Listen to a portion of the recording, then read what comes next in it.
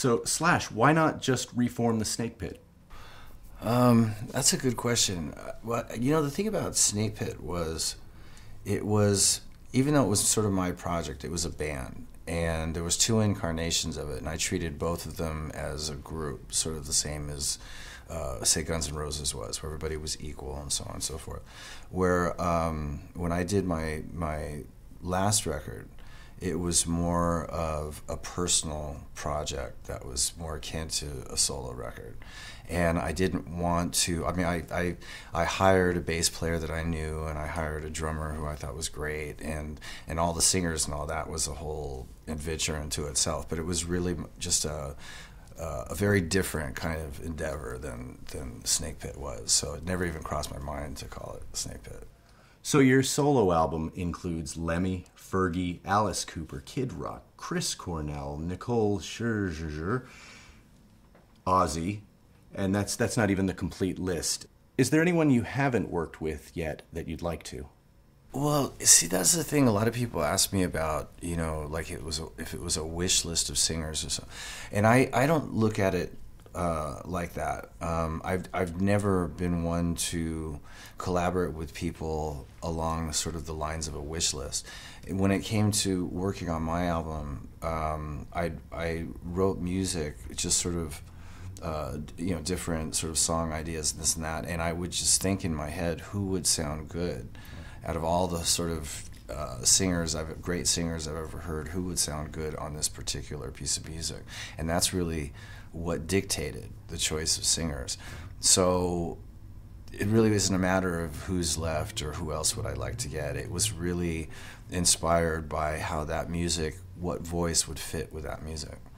I mean, that it's been asked of me before, like who would be the dream band, and I mean, I just don't think along those lines. But if I was going to stop and pick some musicians to jam with, to put a crazy band together, it would have to have like Keith Moon in it, and Mark Bolan, you know, Jim Morrison. Maybe you know, I could alternate between Keith Moon and John Bonham. You know, I mean, I could think of John Entwistle would be great.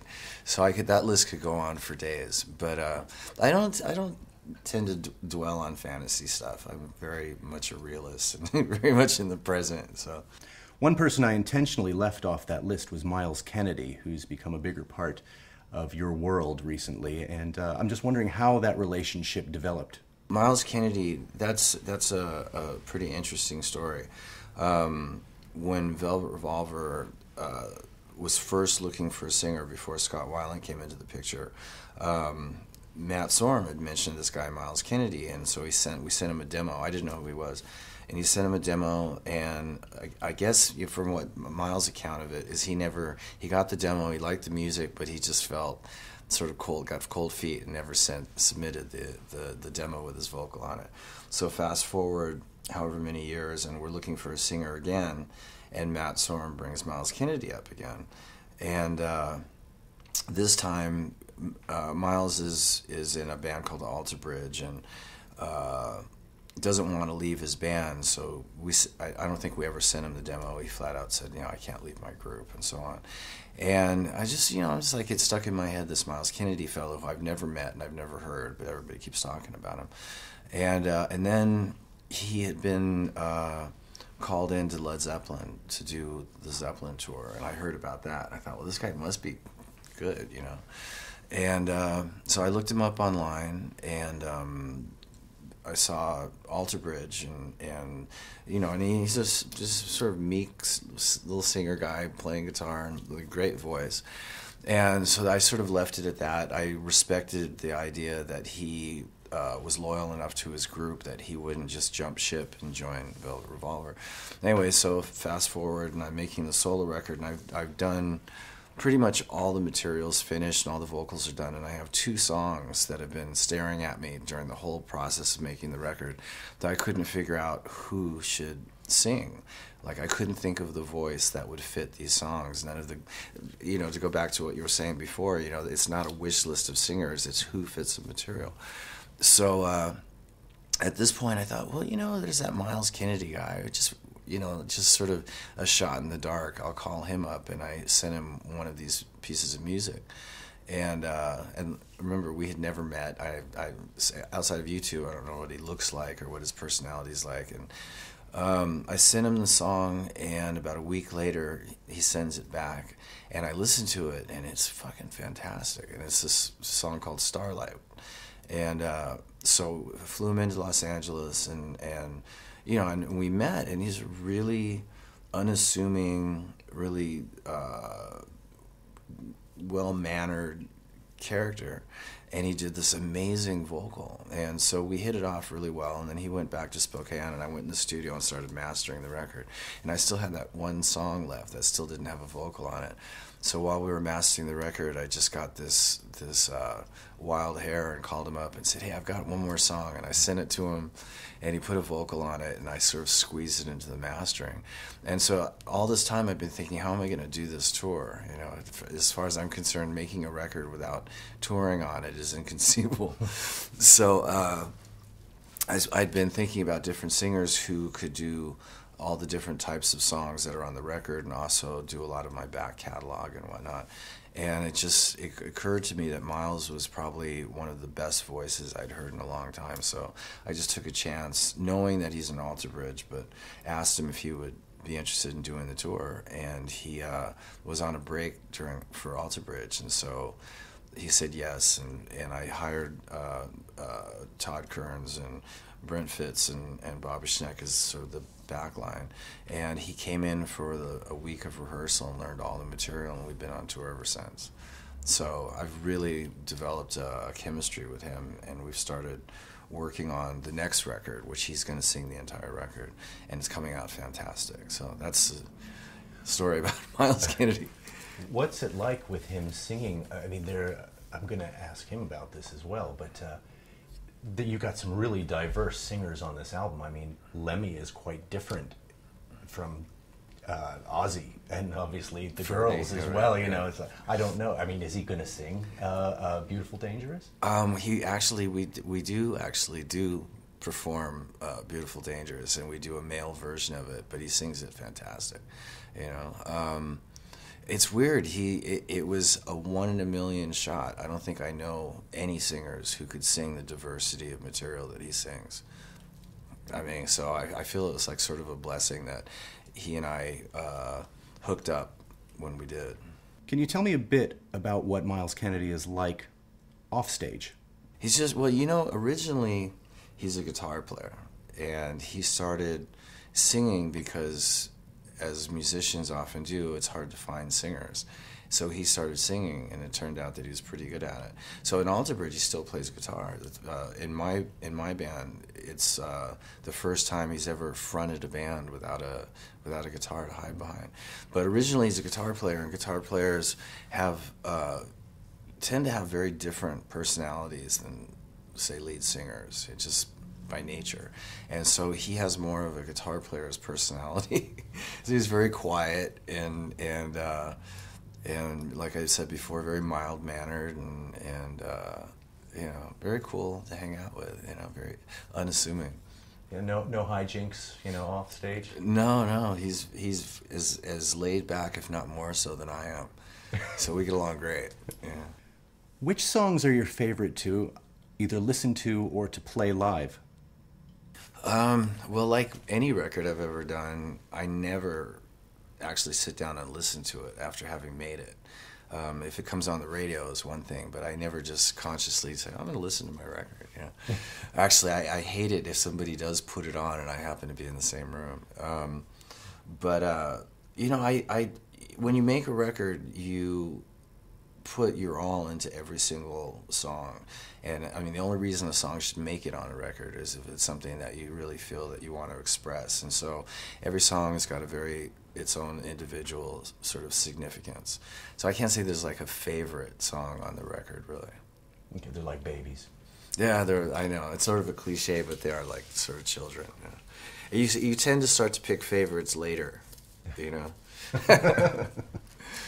How did you actually go about putting the album together? I understand that the singers wrote the lyrics and the melodies. Yeah, well, the whole concept behind having this record with all these people on it, its inception was based on the idea that I wanted to do a record do a record where I get people to come and perform on my record as opposed to me going and performing on theirs. Because I've done a lot of sessions and worked with a lot of people over the years.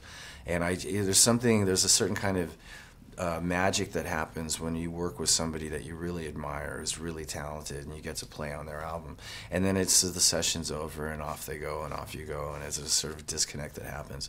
So I wanted to get that feeling of having people on my material, you know. So when I wanted to get in touch with these people, I was very humbled by the whole concept of having to call them up and then send them a demo and see if they would do it. But I was prepared for the worst. So I called up the people who I had known the longest to sort of get that ball rolling. So it was Lemmy, Ozzy, Alice Cooper, and Iggy Pop were the initial guys that I went to first. And I sent them the demos, and they were all really wonderful about it and jumped on board. And that gave me the confidence to call up people that I'd met and hung out with before, but didn't really know them that well, and they didn't owe me anything, you know, on a friendship level or anything. Not that any of them did, but and then it just kept going, and I think a lot of it had to do with the fact that it was artist to artist. I didn't call managers, I didn't call record companies, I didn't involve my attorney, I didn't do any of that. So it was a very personable type of thing. And once I, you know, got everybody signed on, it was, you know, one of the things that I told them is, well, here is either an arrangement or bits and pieces of ideas of a song, or however I saw fit to give it to them. And you can either make up whatever you want, we can sit together and collaborate on it, however you want to do it. And so every song had a different story as to how it was recorded. Not how it was recorded, but how it was written. And once we got past the writing process, I booked some studio time with Eric Valentine, who produced the record, and we set off. The first song we did was "We're All Gonna Die" with Iggy Pop, and Iggy was great, and he sort of set the tone for the whole rest of the record. And everybody just came in, spent a day recording their vocal, and we'd hang out, and it was a great experience. And I've got to ask, I apologize, but I've got to ask, what was it like doing that video with Fergie for "Beautiful Dangerous"? Oh, it was great. I mean, you know, Fergie's a friend and all that. So I know a lot of people want to think there's a lot of, you know, people going like, you know, what was it like to? But I mean, she and I have been good friends, and she's a pretty frisky individual. And like in Black Eyed Peas, she's definitely an entity that you recognize in that environment, but outside of that, she's as rock and roll as they come. So it was her idea. The whole video was basically her concept. I just told her, I said, we got to shoot a video, and a couple days later I was like, I've got an idea, and she came at me with this whole thing, and I just had to just sort of be me and sort of drape myself with Fergie, and it was cool. Can you tell me anything about the new album? You know, I haven't been able to put into words in my own mind exactly what the new record is going to be. From the way that it's going to be a pretty musically epic record.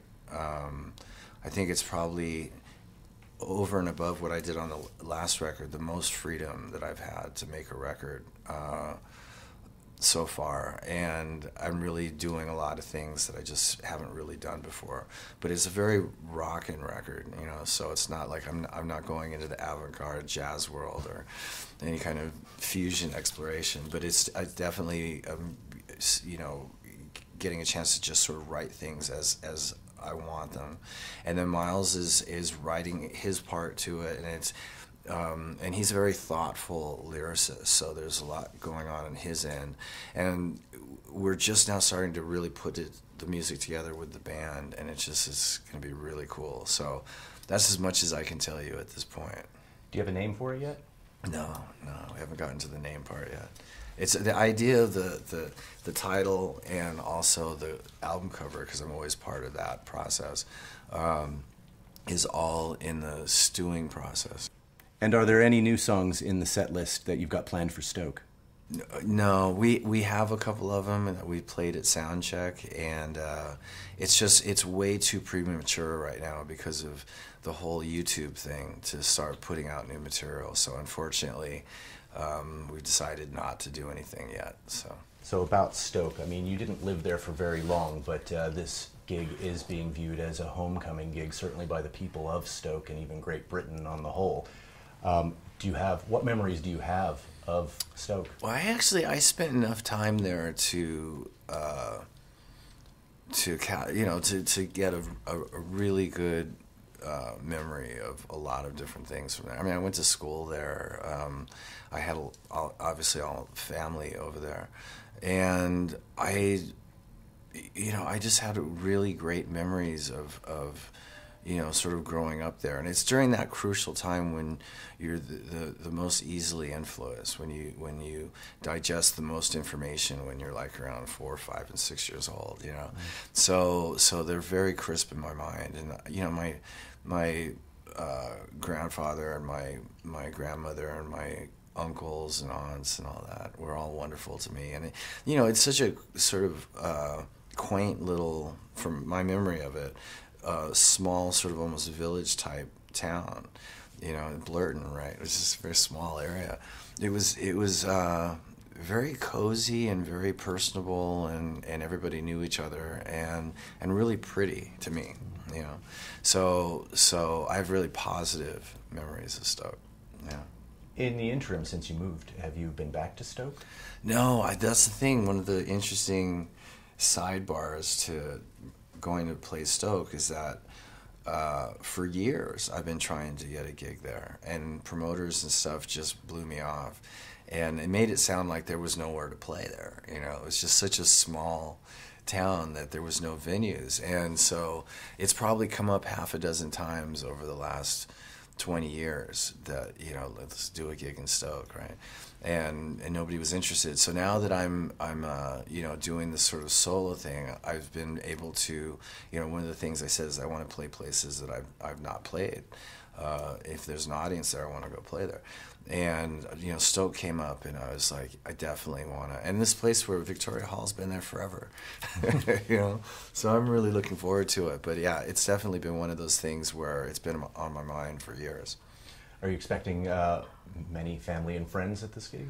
Well, my Uncle Ian, who still lives in Stoke, will be there, and he's got a guest list, so we'll see. What's funny though is it's the first time I've been back in 40 years, but last year I brought my dad with me to England, and it was the first time in 40 years that he'd been back, and I left him with Ian for about a month, so he got to sort of revisit his old haunts and his childhood and all that kind of stuff. So it was really interesting. I mean, he was gone for so long. At one point, I thought maybe he's not going to come back. Maybe he's just going to stay. But anyway, so it's been really cool to get. I mean, I've seen Ian over the years, but I've also been reacquainted with a lot of my other relatives some of them which I didn't even know. So it's been cool. And your relatives, do they call you Slash? At least to my face, they do.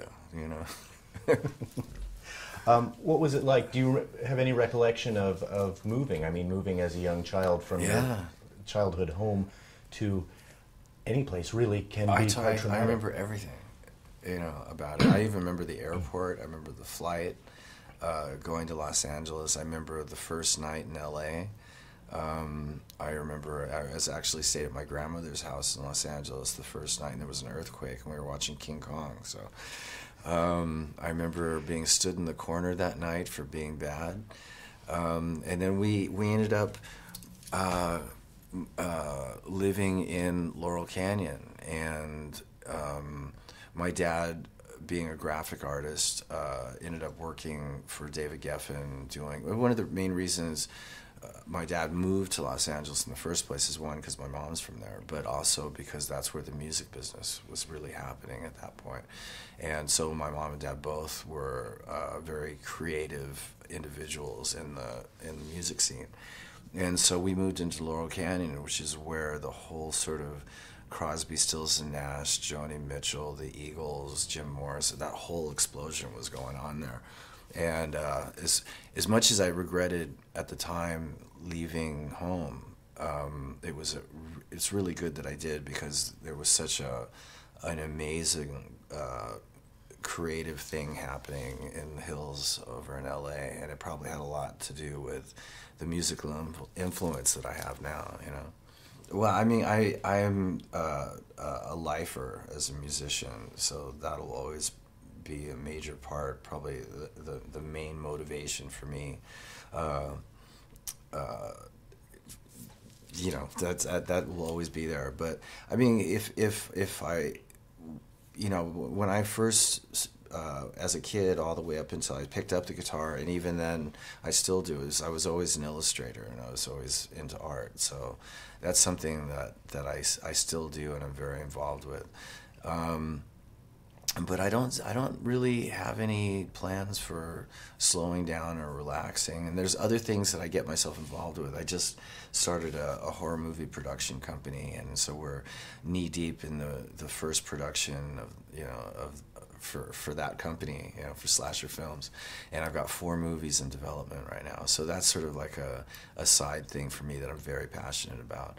But I think it's really will always all be about music, and you know, all the different things that you can do with that. Do you think you'd ever get together with Rob Zombie, or would that be sort of conflicting interests? We talked about it. Rob and I talked about it last year in Australia. You know, if there was a script that he was really into, that I was really into, then, you know, if I could help produce it, that would be a great thing to do, you know? Possibilities are endless. They are. You recently played with Ronnie Wood and B.B. King at the Albert Hall, and that in itself was amazing. But the one thing that stood out to me was when B.B. took your hat. Yeah, right. Do you just let no, people take your hat? He was the only one. He asked me for it first. I mean, he didn't just. Yeah, I know. Yeah. But he's probably one of the only people I've ever willingly handed my hat over to. You know, but that was one of those brief highlights in my career, that particular evening, to get up with Ronnie, and I mean, get up with BB and Ronnie and Derek, you know, Trucks and all that. It was just really cool. But BB's one of my all-time favorite blues guitar players, you know, and he's been around for so long, and he's seen so many things, and he's such a great musician, such a great singer, and such a great all-around person. It was a huge honor to get up there and play with him. So, and in Royal Albert Hall. I mean, come on. Nice, nice. And finally, how would you like to be remembered? You know, I think I'd probably like to be remembered as somebody whose heart was in the right place, and somebody who really cared about, you know, what it is that he does, and loved what he does, and loved the people he worked with and his family, and fucking, you know, maintained his sort of musical or creative integrity, you know, as best he could, and wasn't such a bad guy, you know.